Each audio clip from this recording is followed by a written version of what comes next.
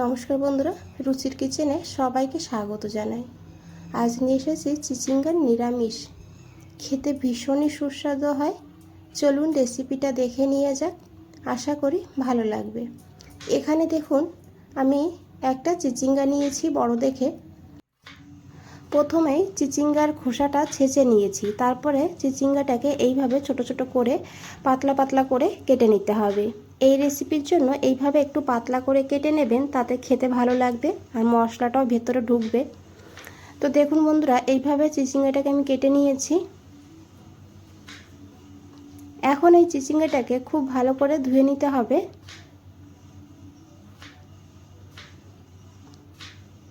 আর চিচিঙ্গার সঙ্গে নিয়েছি এখানে একটা আলু। আলুটাকেও কিন্তু একটু পাতলা করে লম্বা করে কেটে নেব। সবজিগুলো একইভাবে কেটে নিলে রান্না করতেও সুবিধা, আবার দেখতেও ভালো লাগবে। তো দেখুন, আমি আলুটাকেও এইভাবে কেটে নিলাম। এখন আলু আর চিচিঙ্গাটাকে খুব ভালো করে ধুয়ে নিতে হবে। এখানে আমি চিচিঙ্গা আর আলুটাকে ধুয়ে নিয়েছি। দেখুন, আর একবার দেখিয়ে দেবো কিভাবে কেটেছি। এখানে বন্ধুরা আমি একটা মশলা বানাবো। তো প্রথমেই নিয়েছি এখানে দুটো কাঁচা লঙ্কা, তবে ঝাল আপনারা আপনাদের প্রয়োজন মতন নেবেন। আর নিয়েছি এখানে 1 ইঞ্চি আদা। একটু জল দিয়ে মশলাটাকে একদম মিহি করে বেটে নিতে হবে এইভাবে। এদিকে একটা কড়াইতে দিয়েছি 2 চামচ সর্ষের তেল। রান্নাটা আমি সর্ষের তেলে করেছি, তবে সাদা তেলেও করা যাবে। দিয়েছি অল্প করে লবণ, আর তারপরে খুব ভালো করে গরম করে নিতে হবে। তারপরে এখানে আলুগুলো দিয়ে দেব। আলুটা যেহেতু রান্না হতে সময় বেশি লাগে, সেই কারণে আলুটাকে দিয়ে প্রথমে একটু ভেজে নিতে হবে। আর আলুটা একটু আলাদা করে ভেজে নিলে এতে কিন্তু রান্নার স্বাদটা অনেকটাই বেড়ে যায়। এখন আলুটাকে দিয়ে আমি 2 মিনিট মিডিয়াম ফ্লেম করে এইভাবে ভেজে নেব আলুটাকে। আর এইভাবে চিচিঙ্গা রান্না করে দেখবেন, ভাত পাশাপাশি রুটি, পরোটা, লুচি সব কিছুর সঙ্গে খেতে দুর্দান্ত লাগে। তো দেখুন বন্ধুরা, এখানে আলু ভাজা হয়ে গিয়েছে। এইভাবেই আলুটাকে ভেজে নিতে হবে। এখন এখানে চিচিঙ্গাগুলো দিয়ে দেব। আপনারা চাইলে আলাদা করেও ভেজে নিতে পারেন, তবে এইভাবে একসঙ্গে ভেজে নিলেও হবে। এখন এখানে আমি অল্প করে একটু হলুদ দিয়ে দিয়েছি।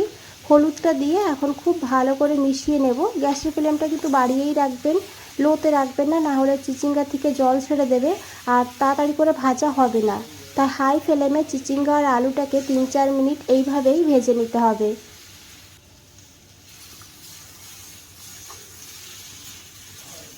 তো দেখুন বন্ধুরা, এখানে আলু চিচিঙ্গা ভাজা হয়ে গিয়েছে। এইভাবে ভেজে নিতে হবে। এখন এই আলু আর চিচিঙ্গাটাকে তুলে নিতে হবে।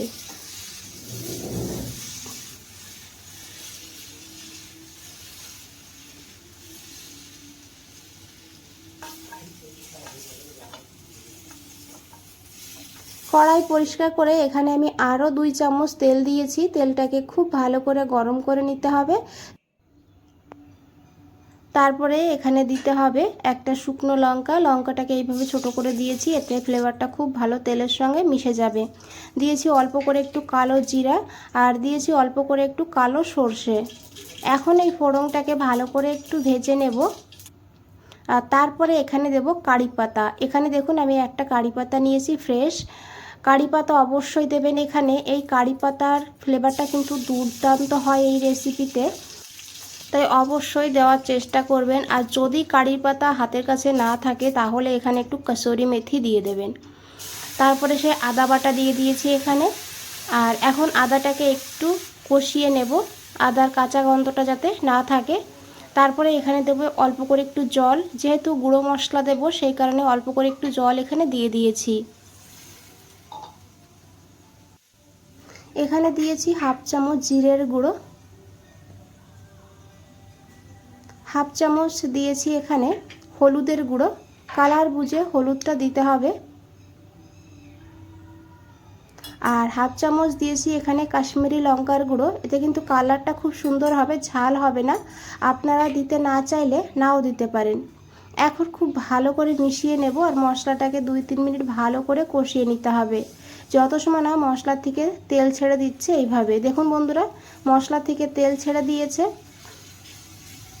আর মশলাটা লো ফ্লেমে কষাবেন, এতে কিন্তু মশলার কালার বা স্বাদ দুটোই বেড়ে যায়। এখন দিয়েছি একটা টমেটো কুচি, এইভাবে ছোট ছোট করে কেটে মিডিয়াম সাইজের টমেটো এখানে নিয়েছি।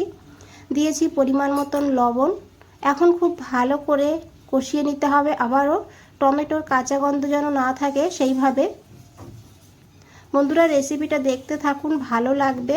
আর ভালো লাগলে অবশ্যই একটা লাইক করে দেবেন, চ্যানেলটাকে সাবস্ক্রাইব করে পাশে থাকবেন, কমেন্টসে জানাবেন কেমন লেগেছে। এখানে টমেটো হতে থাক। এখানে দেখুন আমি অল্প করে একটু চীনাবাদাম 10 মিনিট আগে ভিজিয়ে রেখে দিয়েছিলাম। ভিজিয়ে রেখে দিলে এই বাদামের খোসাটা খুব সহজে উঠে যায়। দেখুন হাত দিয়ে এইভাবে একটু ডলা দিলেই কিন্তু উঠে যাবে খোসা।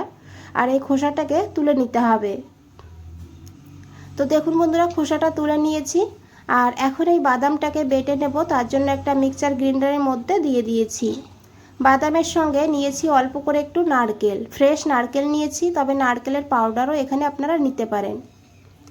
অল্প করে একটু জল দিয়ে বাদাম আর নারকেলটাকে একদম মিহি করে বেটে নিতে হবে এইভাবে। এদিকে দেখুন টমেটো কষানো হয়ে গিয়েছে, টমেটোর কাঁচা গন্ধ চলে গিয়েছে, নরম হয়ে গিয়েছে। এখন এখানে সেই বাদাম আর নারকেল বাটা দিয়ে দিতে হবে। এখন 3-4 মিনিট ভালো করে কষিয়ে নিতে হবে। যেহেতু কাঁচা বাদাম ব্যবহার করেছি, তাই বাদামের কাঁচা গন্ধ যদি থেকে যায় খেতে একদমই ভালো লাগবে না, তাই ভালো করে কষিয়ে নিতে হবে। যদি শুকিয়ে যায় অল্প করে জল দিয়ে মশলাটাকে ভালো করে কিন্তু কষিয়ে নেবেন। মশলাটা যত ভালো করে কষিয়ে নেবেন রান্নার স্বাদটা ততই ভালো হবে।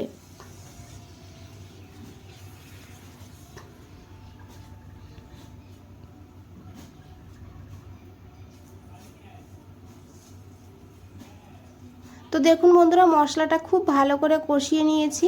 আর এখন এখানে দিয়ে দিয়েছি ভেজে রাখা চিচিঙ্গা আর আলু। এখন খুব ভালো করে মশলার সঙ্গে কষিয়ে নিতে হবে। বন্ধুরা রেসিপিটা একবার হলেও আমার এই পদ্ধতিতে বানিয়ে দেখুন, তারপর আমাকে জানান কেমন লেগেছে। খেতে দুর্দান্ত লাগে, বলে বোঝানো যাবে না, এতটা ভালো হয় খেতে। একবার হলেও বানিয়ে দেখবেন এইভাবে। তো দেখুন এখানে আমি পরিমাণ মতন জল দিয়েছি, দিয়ে ঢাকা দিয়ে লো টু হাই ফ্লেমে 5 মিনিট রান্না করে নিয়েছি। 5 মিনিট পর ঢাকনাটা সরিয়ে নিয়েছি। এখন একবার খুব ভালো করে মিশিয়ে নেব। আর এখানে কিন্তু আলু চিচিঙ্গা খুব ভালোভাবে সিদ্ধ হয়ে গিয়েছে দেখুন। আর এই রেসিপিটা কিন্তু একটু গামাখা করে রান্না করতে হবে, তবেই খেতে ভালো লাগবে। খুব বেশি ঝোল হয়ে গেলে খেতে ভালো লাগবে না। দিয়েছি হাফ চামচ চিনি টেস্টটাকে ব্যালেন্স করার জন্য, দিয়ে খুব ভালো করে মিশিয়ে 2 মিনিট রান্না করে নিতে হবে। তারপর দুটো চেরা কাঁচা লঙ্কা দিয়ে গ্যাস বন্ধ করে 2 মিনিট রেখে দিয়েছি। আশা করি বন্ধুরা দেখে বুঝতেই পেরেছেন কতটা লোভনীয় লাগছে। একবার হলেও বানিয়ে দেখবেন। বন্ধুরা আজ তাহলে এই পর্যন্তই, ফিরে আসছি নতুন কোনো রেসিপি নিয়ে। ভালো থাকবেন, সুস্থ থাকবেন, সবাইকে অনেক অনেক ধন্যবাদ এত সময় ধৈর্য ধরে রেসিপিটা দেখার জন্য।